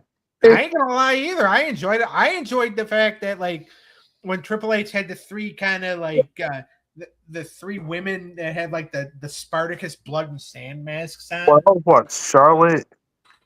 It was Charlotte, Sasha, and Alexa. Yeah. Now that is a harem right there. I don't know. I'd take out the Nature Woman. Well, you could just focus on the other two. She's the best wrestler of the three. Yeah. Even though I think Sasha's like almost has her number. I'm always going to go with Sasha. I think Charlotte's just a tad better in the ring, but I think Mercedes is a better character. Yes. Yes. 100%. By the way, Charlotte and Alexa at the top of the hour. Well, SmackDown starts at the top of the hour, but they're having the rematch with Bayley and Lyra. Tiffany Stratton and Jordan Grace are going to go at it later tonight to find out the new number one contender for Julia's United States title. Jordan And that's Grace not going to be a Nice. The Shield 6-man wasn't as good as the It should have been. WrestleMania. No. And the fact that the New Age Outlaws are at WrestleMania 30, that's awesome. I mean, I even that enjoyed it. segment. And they did the right thing by letting the Shield just beat the shit out of them. And this Yeah. is when they made the Andre Battle Royal mean something. Yeah. Because it felt like Cesaro was a big deal winning that. That felt important, in my estimation. Oh, 100%.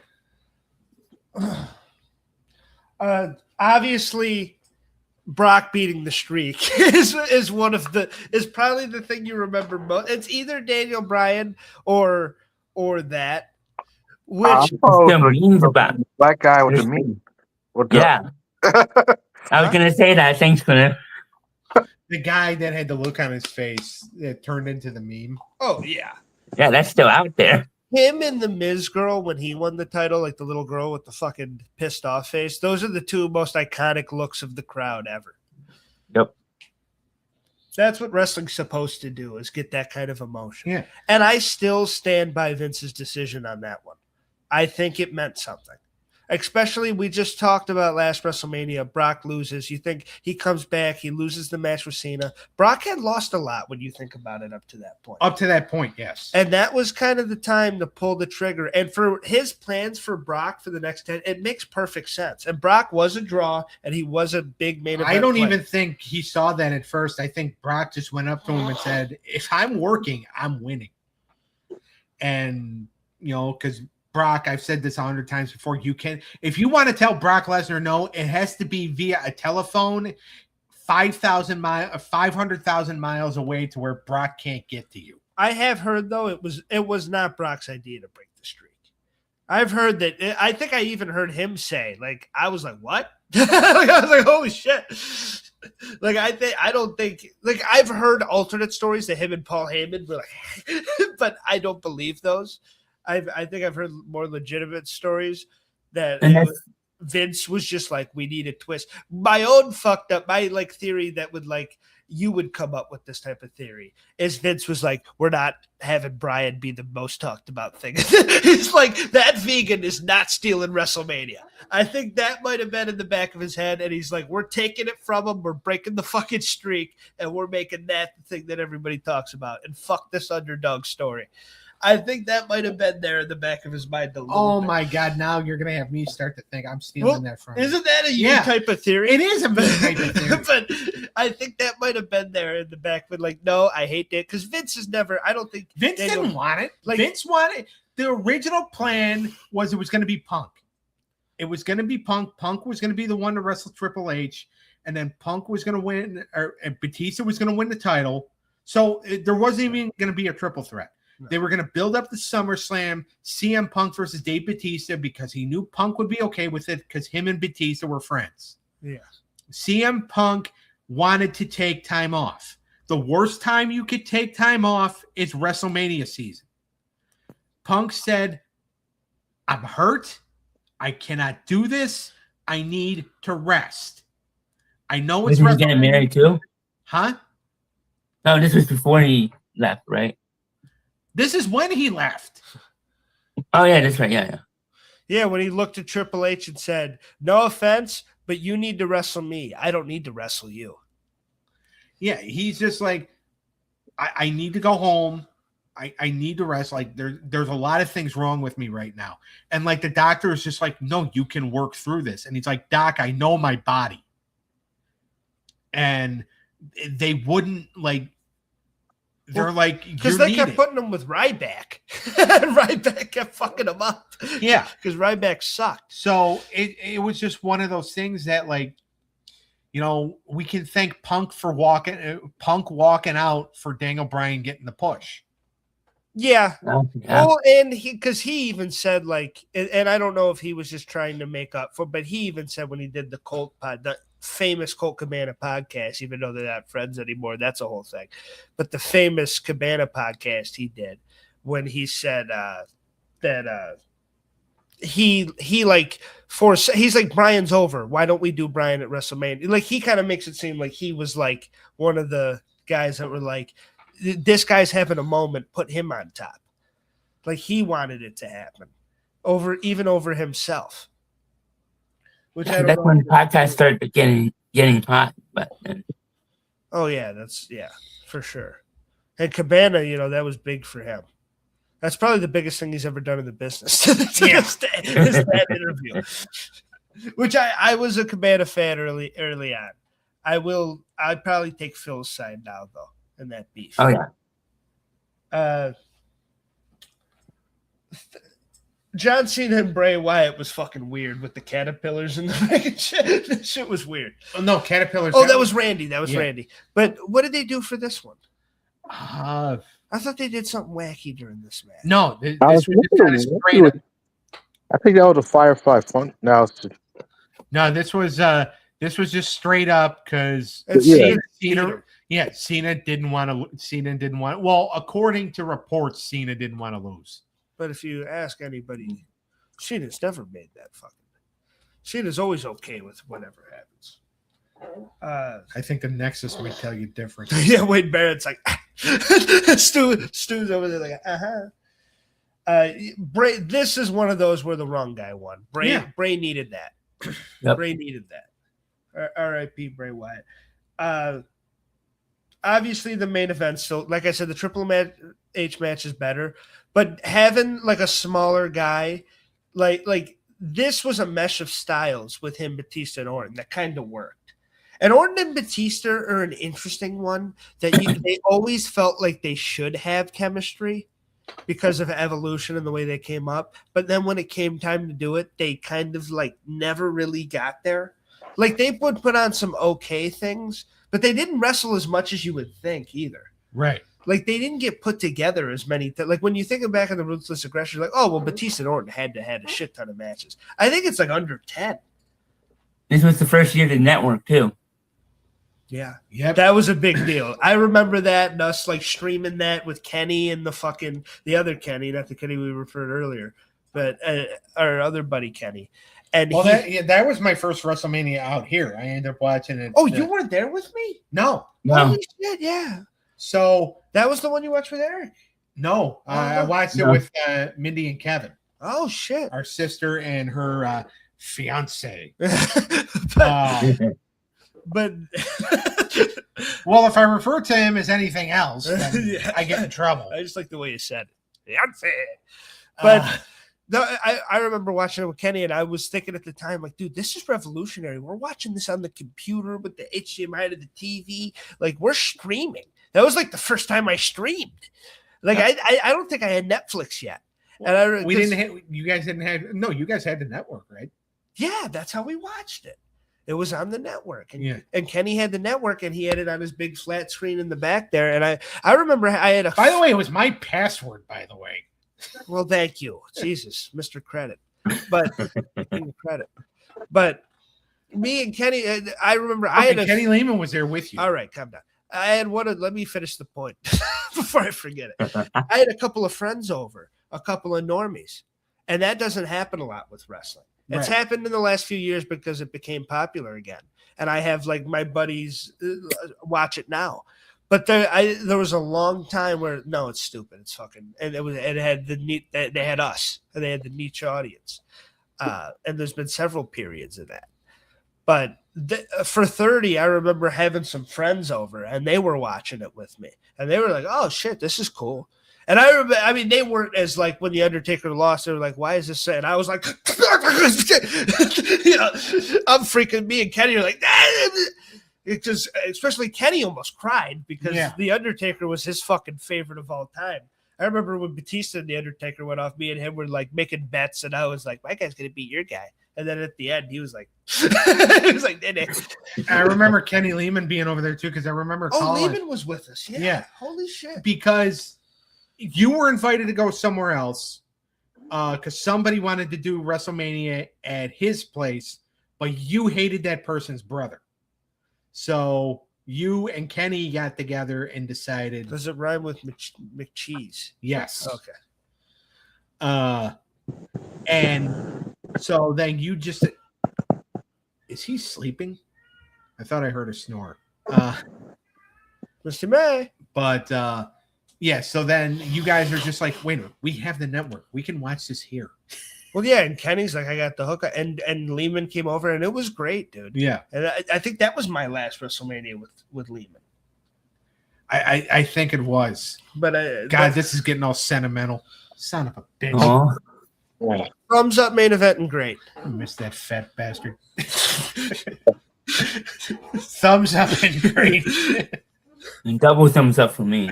Yeah. Well, you can't do that, Meltzer. It's one thumb. And put the other one up your ass. Clemens, are you I asleep? think thumbs up and good. Okay. I'm gonna say great. I'm going great too. So my all right. 31. Now Was Brian. this the Seth Rollins passion? Yeah. And now Brian opens the show for the Intercontinental title. Which actually still was a good match. I thought it was one of the better ones on the card. I thought it was a good match. I think opening with a ladder match is always going to work. Yeah. Orton and Rollins was great for that little jump into the. That was cool. Oh, that was a cool viral moment for the curb stomp into the. Did we talk about Randy and Punk? That was before this. Randy and Punk, I did mention how good it was. Okay. But because that was a great match. But yeah, that was cool. Obviously, Triple H and Sting is an abortion. It's terrible. 67,000 Levi Stadium, California. Triple H and Sting, one of the worst fucking and like poor Sting. It was a good match, but it was a bad decision. Yeah, I get, and you know, there is part of me that understands why they did what they did. But if you're going by, we need to set up next year, one of the big matches for next year's WrestleMania later in the show. Okay, but you know for a fact that Rock is going to be non-committal in about 4 or 5 months, right? Because he's too busy. Because his agency took out a fucking insurance policy on him because of the last time he wrestled, and he wrestled Cena, he tore his fucking abdomen wall. So they're not going to let him. That's why he hasn't been back in the WrestleMania ring since. Besides WrestleMania 30 with Hogan and Austin. But then that's a segment. And obviously he did the stuff at 40. Yep. The fact that Sting came in, did this, and then they made him job the rounds, it's like, fuck you guys. Poor Sting. And it was such a cool introduction at Survivor Series. Yeah. Too. But, you know, and when I say it's not an abortion of a match, you're right, it's a good match. But that ending and the fact that and I bitched about it on the show before, the NWO would not save Sting in WCW lore. There is no world. Like, I get DX and I get the Monday Night Wars, pal, and let's recreate it and make us win again. And I understand that. But DX being out there for Triple H, completely understandable. The NWO should not have been there. Hall, Nash, and Hogan. If you wanted to do Nash, Conan, and Luger, then okay, and do the Wolf Pack, All right. But the NWO Black and White is not coming to fucking save Sting. Now, yes, they were all friends of his, well, except for Hogan. But that's not the story. This is entertainment. You're right. No, I understand that. I mean, yes, they were. You friends can that think of it like maybe David- Sting was so-called low-key NWO during that whole Fourth fake man. NWO thing. Yeah, I mean, Nash is Sting does consider Nash one of his best friends. and that one is, and that meme of them all standing there looking old and Sting with the face paint like drooping off, that is something that's lived on the internet too. Yeah. Of like after when you and your buddies realize you're too old to drink like this and shit, like that has been a meme forever of those guys sitting there like, what the fuck are we doing? And then a couple years later, Sting arrives in AEW. So, but this is a couple of there's a lot of bad booking in this one. Bad finishes, it feels like, because Rusev should have beat Cena. Yeah. Yep. This is another one Cena didn't need to win again. Especially the streak already. I got it. I understand he only won. Like, let's just have him lose this one and let's like have him win a few more to kind of get the luster back. But it would have really helped Bray to beat Taker. Oh, 100%. The cash-in is the thing this is most known for, and that's why Eric's like, this is the one with the cash-in, right? Yeah, because that's what it's most known for. This made Seth Rollins. This is like the reason he's going to go in the Hall of Fame someday, and he's still around to this day. Like he got such longevity off of this, and he became something after this, which he was like on the way, but this was his defining moment, in my opinion. I give the thumbs up a main event for that fact, even though the Brock and Roman match before that wasn't amazing. No. I give that a thumbs up. So do I. I'm going to give the whole card a bad. I don't think it's a good wrestling card. I'm going to say okay because there was a couple of things on here I liked. I'm going to agree with Daniel. So, did we ever predict Seth Rollins and Gunther? Because I feel like that was right after we did the prediction. No, we did. Okay. If they make Io and Asuka tonight, we're gonna have to get in the group chat for that. Oh, Clintus, I got to ask you real quick.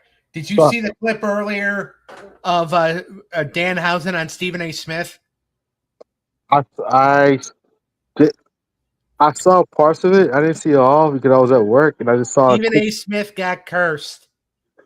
Yeah, because of the New York Knicks and whatnot. I didn't see the whole thing. I just saw him go, "You are cursed." Yeah, because it was the Knicks. And then Stephen A. Smith's like, "Why me?" And it's just like, I'm thinking, I'm like, I don't know, somebody should have done it a long time ago. No. Like I said, Stephen A. is going to become one of the wrestling legends. He always says he want to be the next Paul Heyman. This week, I think Stephen A. can rival Paul Heyman. Fucking Stephen A. Smith. I've always liked him. All right, 32. You all right? Arlington, Texas, 32. AT&T Stadium, 80,000 people. Roman and Triple H main event. We have The Rock and Eric Rowan. We got Undertaker and Shane in the Hell in a Cell. We got Brock and Ambrose in the No Holds Barred fight that made Moxley and Heyman hate each other for life. Yeah, pretty much. Which is it's a terrible No Holds Barred street fight. And Jericho and Styles was good. Styles first WrestleMania match. I mean, Charlotte, Becky, and Sasha was good. I still think the wrong person won. It was Charlotte, right? Yeah. My favorite thing on here is Ryder getting his due. Right. It was a cool moment. With him and his dad and shit. That was fucking awesome. That was this was another one I watched like live in school, and I didn't watch a lot of them when I was like teenage years. And that's when I started watching, and it was like, oh my God, this is awesome. Good for Zack Ryder. Because I like stopped watching around the time he was getting screwed. Yeah. So it's like, oh, they gave him something. I mean, he loses it the next night, but it's still, he gets a moment. But you got his WrestleMania moment. It was the next night, right? Yeah. Because they're like, all right, we're going to start pushing Miz because we can get Maurice back on TV. The League of Nations is one of the most forgettable stables. Oh my God. This was to have them beat New Day here just so Shawn Michaels, Mick Foley, and Stone Cold Steve Austin can come out and beat the shit out of them. It's just like, why? Yeah, it made no sense. I think it's a forgettable WrestleMania.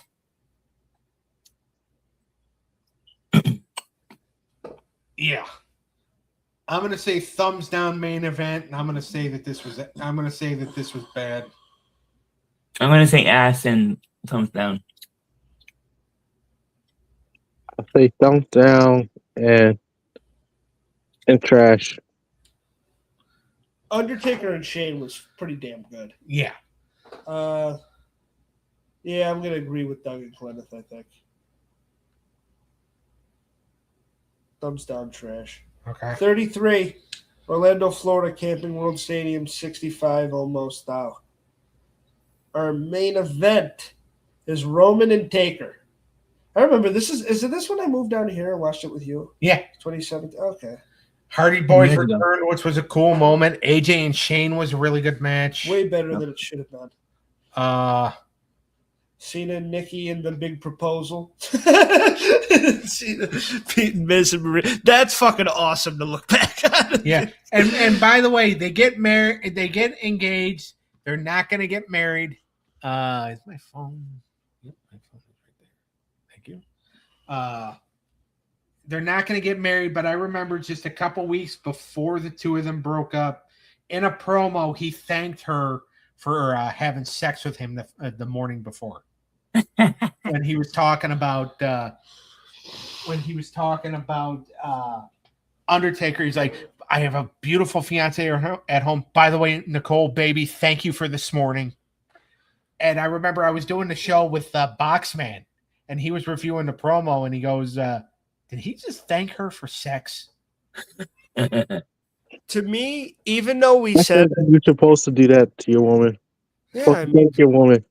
On national television? Hey, I don't care. Let the world know. you gotta You let- supposed. I like when Montez was talking about Bianca. He's like, they get to look, but I get to taste. It's like, well, there you go, my friend. We said a few good things about it, but you know the card is kind of weak when the best thing on it is Brock and Goldberg. Yeah. Their little 4-minute Yeah. match is fucking awesome. That was a good little spot fest of like spear through the barricade. Fucking Brock's getting like, and Brock finally beat him. And they told a good story if he didn't have his number. You don't like it? Well, No. Yeah, well, not everything can be an AEW 50-minute match. No, you have every right to your opinion. I thought it was a damn good. Unfortunately. It's way better than the WrestleMania 20 match. Yeah. I thought it was, Oh it was yeah. good, It was. and it had a good build-up of a story of Goldberg squashing him, Goldberg fucking him up at the Rumble, and then Brock gets his get back. I liked it. And Naomi finally winning the belt was cool, too. Yeah. And her getting her WrestleMania moment. I thought Roman and Taker sucked. Seth Rollins and Triple H had a great build-up, but sucked. Triple H is starting to get old here. I thought Randy and Bray did not live up. This was the Caterpillars, Yeah. and this was stupid, and it did not live up to what it could be. I do like Nope. the Hardys coming back and winning the belts. I do. I love that. I love Styles and Shane. Dean Ambrose was on the pre-show. Yeah, against Baron Corbin, because he showed up drunk to the he showed up drunk at the Hall of Fame, and Renee interviewed him while he was drunk. So Vince is Was just this like, when they were married?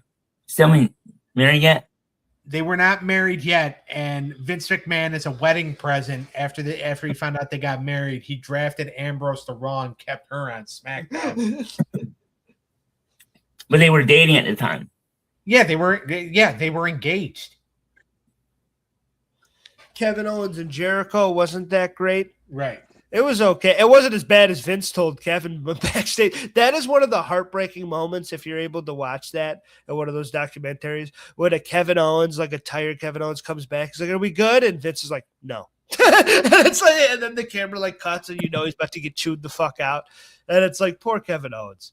That's a hard one to watch. Yeah. The match wasn't bad, and the little power bomb on the fucking side of the ring was cool looking. I thought it worked for what it should be. And this is the match that made Chris Jericho want to do AEW because he was promised the main event and then he got fucked over. There's that right after. I think he went to New Japan, right? Because he thought he was going to get the WrestleMania main event. Yeah. Yeah. And then he ends up going to AEW. And he's like 5th match on the card.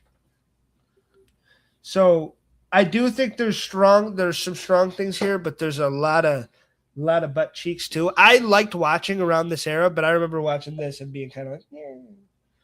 So I'm just gonna go okay. I mean, there was also a 7-hour WrestleMania too. Thumbs down and an okay. Yep. Okay. Yeah. Oh, this was the 7-hour one where they had in between the main event with Rob. Starting to get long. It was getting long, and I remember like getting exhausted throughout this. This is the one where the Rock came back, right? In the middle of. Yeah, no, that was the last one. Okay. Thumbs down and okay. Or no, thumbs down. Yeah, thumbs down and okay. Yeah, I want to go thumbs down. Okay. You guys know, like SmackDown's getting ready for One Piece. All right, last one. Last one. It's almost 8:00. You What want it to says 34, right? do a speed round in 4 minutes? Beat right. Okay. That's the time I've been watching the kickoff show, to tell you the truth. It's on ESPN.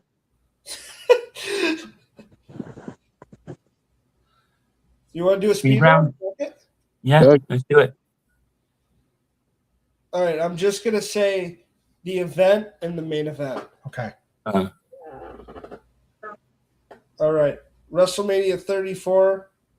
Our main event was Brock and Roman for the Universal Championship, and we were in Louisiana at the Superdome. Thumb it down, but I remember actually enjoying that WrestleMania. So I'll say good too. So I'm going to say Good good. and thumbs down. I'll say thumbs down. All right, Okay. Sean, you have about 8 minutes to type out your hot take. So actually, technically 3 minutes because we're ending at 8:00. So go ahead, type it out. Let's go. I'm going to go okay, and actually, I'm going to go bad and thumbs down. Because that's the one that kid came in with Strowman, right? Right, yeah. And AJ Styles and Nakamura wasn't as good as it should have been either. Yeah. So 35, AJ You and I versus were- Becky, AJ Lee wins, Paige returns and beats her for her title. Yeah, I totally think that could happen with Paige coming back. Or Paige might be in that match somehow.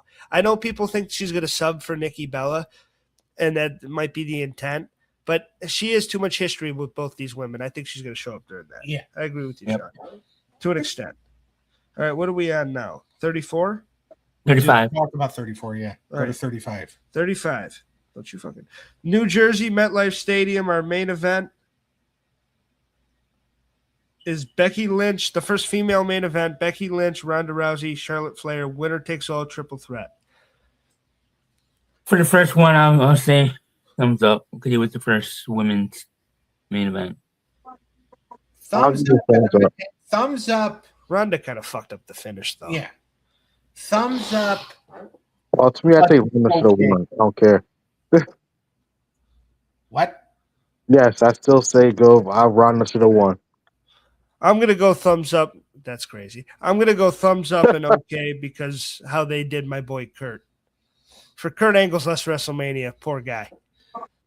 That was really disrespectful. Losing to fucking Bishop Dyer. WrestleMania 36. The attendance was 0. Pandemic era, baby. That's right. Night 1, and this is our first 2 night. Night 1, Undertaker and AJ. That gets a thumbs up from me. But night 1, I'm going to go good. Night one, I'll go good too. And thumbs up. I say night one was good. Night 2 was Drew and Show. The Firefly Funhouse was fun, but I'm just going to go okay. If it Okay. would have ended on Drew and Brock, it would have been fine, but Drew and Show. Drew and Show technically was a dark match that got aired on Raw the next day. Technically, it was Drew and Brock. It was a dark match. It got aired on Raw the next day. Yeah. All right. 37. 37. Night 1. Bianca and Sasha, thumbs up. Thumbs up. And It was a good show. It was a Thumbs good up. show. I actually enjoyed the entire show, so I'm gonna say good. I'm going to go good too. And thumbs up. Guys? Thumbs up. Thumbs up. Yeah. All right. Night 2. Roman and Edge and Bryan. I'm going to go thumbs up, and I'm going to say good. I'm gonna Yeah. agree. I agree. Yes, I agree. All right. 38, baby. Night 1 was Austin and Owens. Thumbs up. Thumbs up. Good Yeah, show. Okay. I'm gonna say okay too. I'm going to say good. Night 2. Roman and Brock. Winner takes all. Thumbs down, but I'm gonna say the show was good because of Johnny Knoxville and Sami Zayn. Thumbs I down. like winner takes all, so I'm going to thumbs up. Thumbs down and okay because Styles and Edge should have been good. Yeah. I'm going to agree with Daniel. All right, 39. 39. Do this. Are we running out of short time? Yes. How long? About 2 minutes. 2 minutes. All right, Owens and Zayn, and the Usos. Thumbs up. That's a thumbs up. And that was a Good that show. was a great night 1. Thumbs up, great. All right, night 39, 2. our boy. Night 2, Roman and Cody. Thumbs up, great. Yep. Yeah. To me, Good 39 could be an all-timer. Yep. 40. 40. Night 1, thumbs up, great. Great. Great. And Night night 2. 2, Great. Great. night 2, all right, what are you doing on the cartoon show tomorrow? Fuck Cena and him. All right. We'll just trash it. Tomorrow night on the When Tunes Combine YouTube channel, 4 p.m. Eastern start time, special start time. We have Muppet Babies versus Bobby's World on Animated Hour of Power. Also, Code Geass versus Rick and Morty the Anime. Ed and Eddie taking on Michael and Og in a battle of 80s superpowers as G.I. Joe Real American Hero takes on DuckTales in the main event. Eric, starts my shorts, please. We will see everybody next time. Thank you for joining the Wrestling Through the Years Later. podcast. Later. Nicholas, like, I'm out of here. All right. Bye, guys. Bye. But